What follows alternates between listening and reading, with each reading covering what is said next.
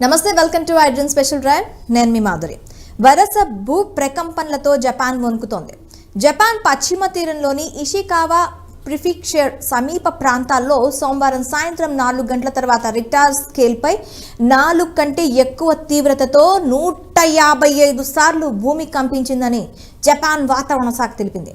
ఇందులో సోమవారం నాటి 7.6 తీవ్రతతో వచ్చిన భూకంపంతో పాటు 6 తీవ్రతతో నమోదైన భూకంపాలు కూడా ఉన్నాయని వెల్లడించింది.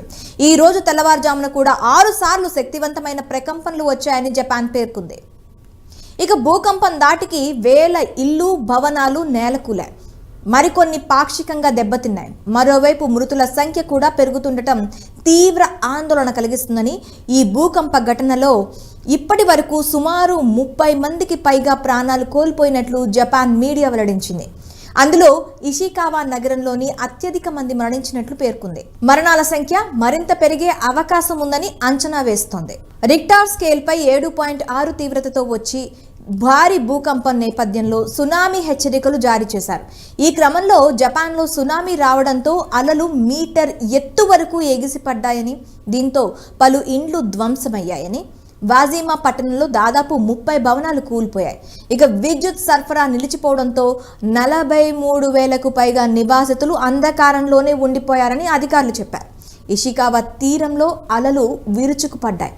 ఇక భూకంప తీవ్రత ఎక్కువగా ఉన్న సముద్ర తీర ప్రాంతమైన ఇషికావాలో మరణాల సంఖ్య భారీగా ఉంటుందని అధికారులు అంచనా వేస్తున్నారు. అయితే జపాన్ వాతావరణ సంస్థ సోమవారం జారీ చేసిన సునామీ హెచ్చరికల తీవ్రతను తగ్గించడం కాస్త ఊరట కల్పిస్తోంది. కానీ మరోసారి భూ ప్రకంపనలు, సునామీ వచ్చే ప్రమాదం ఉందని హెచ్చరించింది. సముద్ర తీర ప్రాంతాల్లో నివసించే ప్రజలు అప్రమత్తంగా ఉండాలని సూచించింది.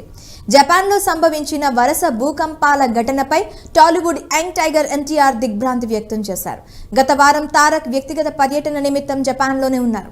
సోమవారం రాత్రి హైదరాబాద్ వచ్చారు. గత వారమంతా అక్కడే ఉన్నాను. ఆ ప్రాంతంలోనే భూకంపం రావడం నా హృదయాన్ని కలిచివేసింది.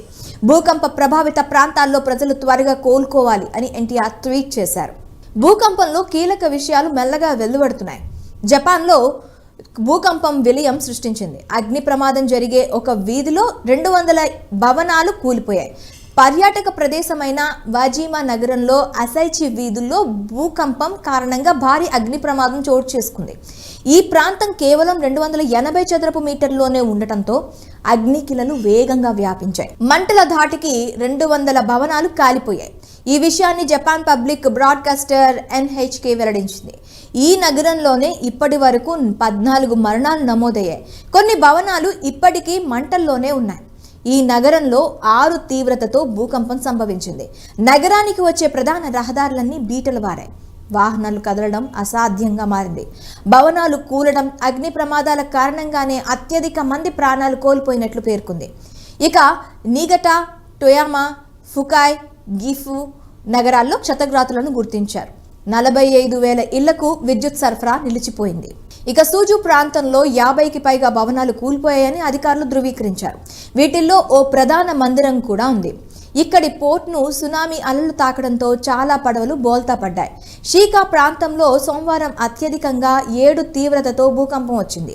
ఇక్కడి టోగి వైద్యశాల భవనం ధ్వంసమైంది. చాలా ఇళ్లు కూలిపోయాయి. హీమి ప్రాంతంలో అత్యధికంగా కర్రలతో నిర్మించిన ఇళ్లుంటాయి. తాజాగా వచ్చిన భూకంపంలో ఇవి చాలా వరకు దెబ్బతిన్నాయి. జపాన్లో ఇప్పటికీ భూ ప్రకంపనలు ఆగకపోవడం సహాయ చర్యలకు పెద్ద అడ్డంకిగా మారింది. అసలు ప్రాణ నష్టం ఎంతో తెలుసుకోవడం ఇప్పుడు జపాన్ ముందున్న ప్రధాన సమస్యగా మారింది. వేల సంఖ్యలో Japan self defence forces, fire ఫైటర్లు, పోలీసులను భూకంప ప్రభావిత ప్రాంతాలకు తరలించారు. దారుణంగా దెబ్బతిన్న ప్రధాన రహదారుల కారణంగా సహాయక చర్యలకు ఆటంకం కలుగుతోంది. ఈ ప్రాంతంలో ఉన్న ఏకైక ఎయిర్పోర్ట్లోని రన్వే భారీ పగుళ్లు ఏర్పడడంతో మూసివేయాల్సి వచ్చింది. ఇప్పుడు గాలింపు, సహాయక చర్యలు కాలంతో పోటీ పడుతూ చేస్తున్నామని జపాన్ ప్రధాని కిషిదా స్వయంగా వెల్లడించారు. ముఖ్యంగా భూకంప ప్రభావిత నోటో ద్వీపకల్పానికి సహాయక బృందాలు చేరడం ప్రధాన సమస్యగా మారిందని ఆయన వెల్లడించారు. సాధారణంగా భూకంపం నేరుగా మనిషి ప్రాణం తీయదు, కేవలం కూలిన భవనాలతోనే ప్రాణ నష్టం ఉంటుంది. గత చరిత్రను పరిశీలిస్తే భూకంపాలు వచ్చిన సమయంలో 90% మందిని తొలి 3 రోజుల్లోనే రక్షించగలిగినట్లు జపాన్ గణాంకాలు చెబుతున్నాయి. దీనికి తోడు వాతావరణం, సహాయక బృందాలు ఎంత వేగంగా చేరుకున్నాయి, పరికరాలు ఎంత తొందరగా అందుబాటులోకి వచ్చాయి అనేది కీలకం. భూకంపం వచ్చిన తొలి 24 గంటల్లో స్థానికులు చేతులు చిన్న చిన్న పరికరాలతో చేపట్టే సహాయక చర్యలు అత్యంత కీలకం.